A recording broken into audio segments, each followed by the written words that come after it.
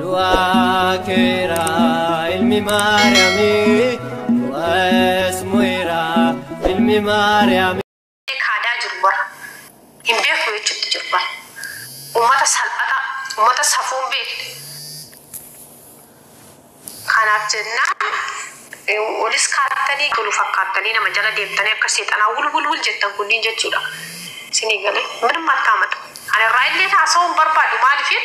yaro tokko namoota qallu yatawallada ad maanninyam soo maadafno awi mira keessa galtee mira keessa jede baat kanaaf dandaan nagattin wolaabbo cham ay nu gorchite maalima ciao minum anaasu barra ummanni keenya mira ya mira keessa galtee waan intaan ansarta wa adara amma sirra de waan taane yaaddo nagar no yorot baan wonni taani kan jabu jiru wan majiru aku yana malatte gafara duut indo tamokam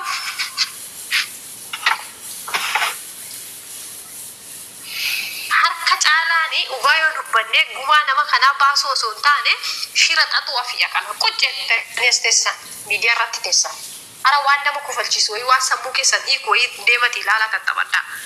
ilma namaatti irratti shiratu faayidaa tokko qabu keessirri dhabeewu yaay maati shi wonnin jedhin sin jedhe male jechi keessirri dha waa maati sis guyyaana maalatani zasem naachu nama kamiin zasem da maatiin hamaanis hamaadha maatiin gaariis gaariidha nagu waan akkanaatitti sababbiin isaa dubbii itti nama dubbii takkana gaarummaan ilma namaatti guyyaatu ade gaarummaan kan ke guyyaa takka fulli kan ke sirraa mul'ata kalaas hundi biraa hin jiru ilmi namaa bar waan dubbatu irratti waan ana haasoo qabu nama sanirraa fuula nama saniitirraa dubbisteetidha kan dubbattu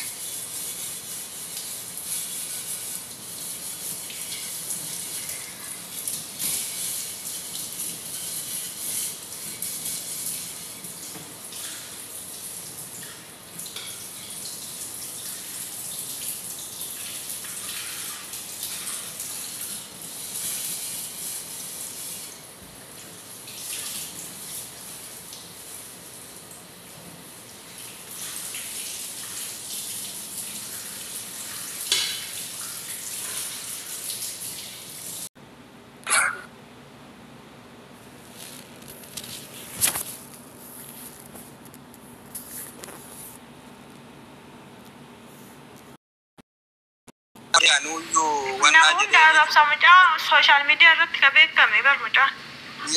micaan sani ruuzi amma akkasiin haasoftuun barbaanne maaliif jara keenna wal beekuu dhabutu rakkoo guddaa qaba isinii galaami ani namni na beeku isin shamara tanaa miti namni dhiiraa takkaana biratti namni na beeku takkaana biratti afaan walitti gastii kiyyarratti immoo hagarraa waggaa tokkoo fi wayii dubbatu kana namni tokko mucaan sun gaafa sane nama arrabsu ol seenee sila micaan damaana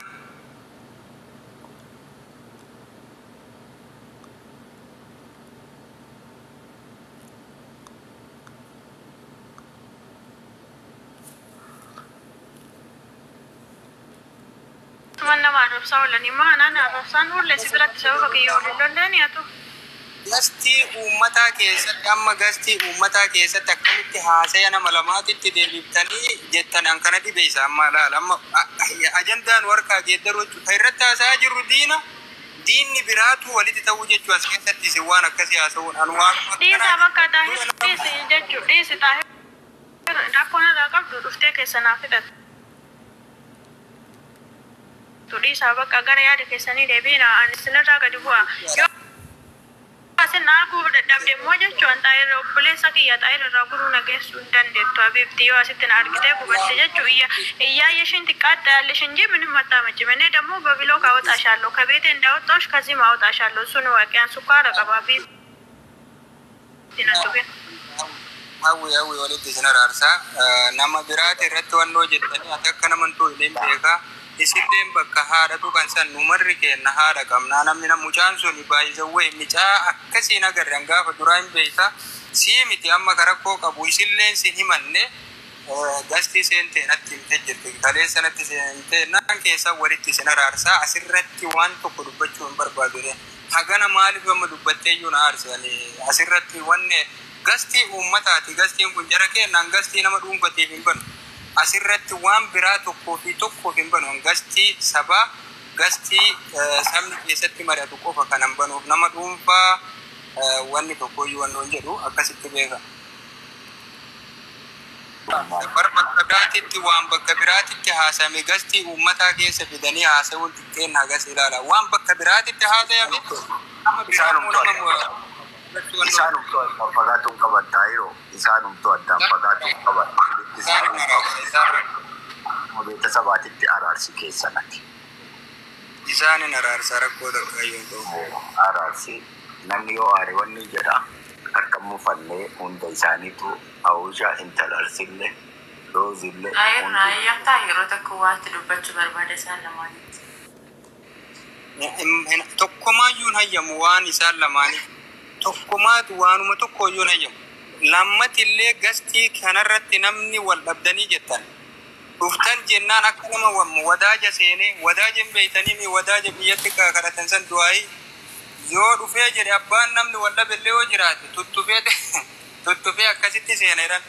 maaliif isinitti fakkaate an gastii kana nama dhuunfaa tokkoof hin banu gastii uummataati gastiin kiyya bakka itti wal dhabanii miti bakka itti wal dhabellee araaramu gastii sabaa jechuun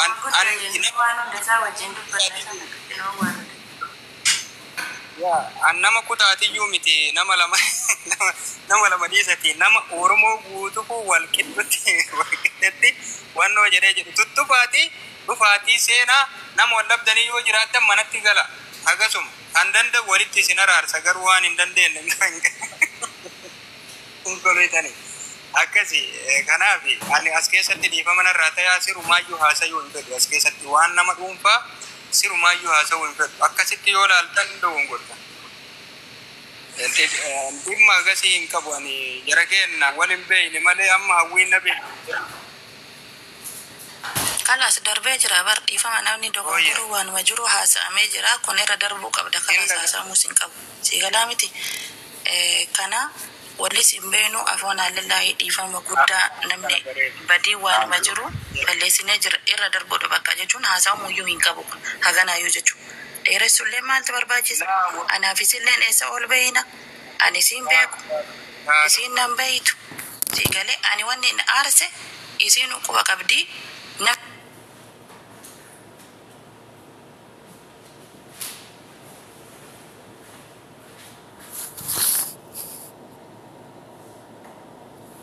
kusi fedhu sababa kiyyaafis waan biraallee nama bira walitti bu'uu barbaadu innaa afoon halillaahii nagaa bula waan irraa godhamuu barbaachisu waan irraa eegamu keessaan hin godhan kanas akka nama tokko jechuudha malee waan biraa miti siigalee namni si jammarre gizee ammaa dhugaan argatu beektaa namni bakka akka jibu yookaan badduu nama fakkeessa namni akkuma barbaadetti itti fakkaatuu danda'a maanninati namaa siigalee keessa namaa yoon beekin kanaaf Oromoon kamiyyuu Oromoo matayuu isaa biyya jira nama nagaatu jira nama baalagee jira namni baalageen ammoo hangastii kiyyan dhufu hangastii sabaati ilma sabaati an akka ofilaalutti dhageeffadha ka muslimallee ka kiristaanallee ka peentellee ka Oromoo taate guutuun isaa amantaa kamuu hordoftellee jinnilletti yoo hordofte anaaf obboleessa kiyya anaaf Oromoo kiyya dhiiga kiyya haganuma kalaas kabira wanni tokko as keessatti hin jiru namni wallabdu as keessatti warahmatullahi wabarakatuh ashabarakatuh ummata keenya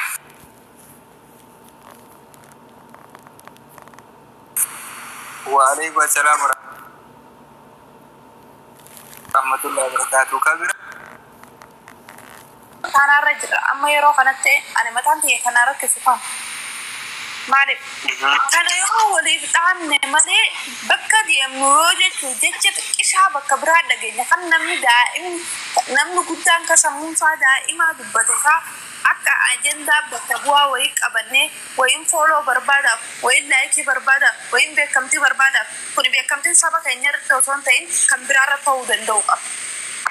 Eegalee saba tokko osoo hin ta'in kan biraarra ta'uu qaba. Ani amma har'aan kana mana kee kana taa'ee waan hin taane dhuunfee bakka namni toora kuma takkaa toora maalii taa'ee haana daawwatu. Yeroo akkana na daawwate san keessaa akka jechaa nan jiru kana akka na xibitti qabatu jira akka sirri qabatu jira jecha baalagee nani gannan naqu kana garuu maali ni beektaa dhaloonni xixiqqaan amma gama miidiyaa dhufu hedduu namni amma daa'imni lafaa ka'e akka keen gama miidiyaa dhufu. Isa kanaafuu maal dhaamaa deemna saba keenya jidduu galanii walirra dalagan keessa jirra. Isa kana akkam goone qaawa xiqqishaa namni ittiin nutti galee gooli nu dhiitaa jiru kana qaawa kana dhiibnee jallaa keenya diriirfannee muka qottumaa muranii jedha. Mukni qottoon baaddatee jidduu seeneemi muka mura. Ammoo inni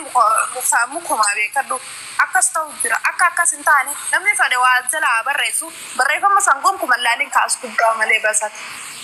Abbaan fedhe haa barreessu. Barreessi jiraa salphisuun maali jalaa callisuu. Salphataan inni jecha tokko ta'a jechuudha. Jecha dhala isaatiif saba isaatiif hin tolle dhufee jala kaa'ee innummaan akkatti barreesse isa beekaa innummaan fudhate haa deemuun. Kana ati deebisaa gisee kan deebi lammata deebisaa kan nammas. Galee? Kanaafuu saba keenya maxxanfachuu nurra jiraata. Anamma kalee hedduu takkaan gammade maaliif? Yeroo asli akkasii moosisan sani hedduun gammade maaliif ani warra harkadhee osoo hin ta'in saba Oromoo jecha jaamu sani bakka bu'ee hedduun gammade. Akkasumatti namni wal cinaa dhaabbatee gurmuu walii kufaa walii lafaa ol kaasee wal qaanyeessu osoo hin ta'in wal guddisuu waan jaamu kana garte. Uumaa takka siin godhin garuu si guddisa. Maqaa kee Oromoo wanti jaamu leenca jaamu. Garte? Kana tokkummaan hawaaru gandummaa fi amantaa qofaadhaan jechuudha. Laayikiin irraa harkattu kun tiktookiin kun torbaan takka torbaan lama osoo hin ta'in sirra gubatu. Warningi fidata maal ta'a garuu immoo saba keetiif jecha wasaka lafarra haisee dabarraan seenaan jechuun wasaka saniin kaa'aa beeku. Kanaafuu waan carraa naa kennitaniif galatoomaa ulfaaddaan isiniin jaa kanuma jechuu barbaadeetu. Obboleettii maqaan kan kee dammee damma dhugaa rabbeetitti haasofte haasawa dammaa. Oromoon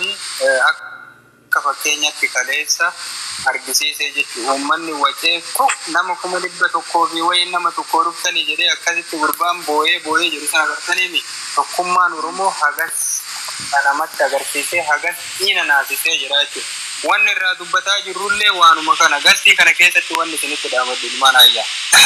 Ani tiktokii bara asiin dura namni banu san guutuu ifa tiktokiin dhufee nama tiktokiin bane. Maaliif tiktokii banuu dhabee yoo jettan tiktokiin kee kun haaraya dhiyoo kana baname waggaa tokkoo fi wayicha. Maaliif banuu dhabee ilmaan Oromoo asirratti agartan walakkaan nama maraataa. Walakkaan nama arrabsu nama gandaan nama qoodu nama amantaan nama qoodu. Isuma kana yoo arge boru ammaan tayaa jechuun banuu dhabu. Maaliif banee duubarratti isinitti mammadoonsa baay'een deemu. TikTokii waan ayyaadu waan anaasayu nama wajjin jiruu fi nama ollaa kiyyaa nama keessa kiyya beeku nama akkaataa kiyya beeku ta'e. Miidiyaa kanarratti baay'ee namni hundi yoo taa'u yoo haasayu wal qixa malee hundi kenna namni tokko kan biyyuma namaa kanaa silaa hin dhufnetu biyya namaa kana dhufee biyya namaa jira wal hin beeyne malee jechuudha. Kanaaf banii fi homa sabaa hojjetu jedhame gaafiin hedduun natti daannanii waan kana bani malee baay'ee dhugaa rabbiititti yoo agartan ta'an mana gastii namallee baay'een seenu yeroo tokko mana namni irratti wal lole namni seenatti godhee amma dhiyoo kanaan waa baay'ee haasoo hin ta'u mana akkasii sandaqee nama araartuu fi maal ta'uu saba tokko godhuu rakkoo sabaati irratti hamma danda'ee an danda'utti dura ufii kiyyaa rakkoon sun rakkoo sabaati jedhee lammata nama fakkaata.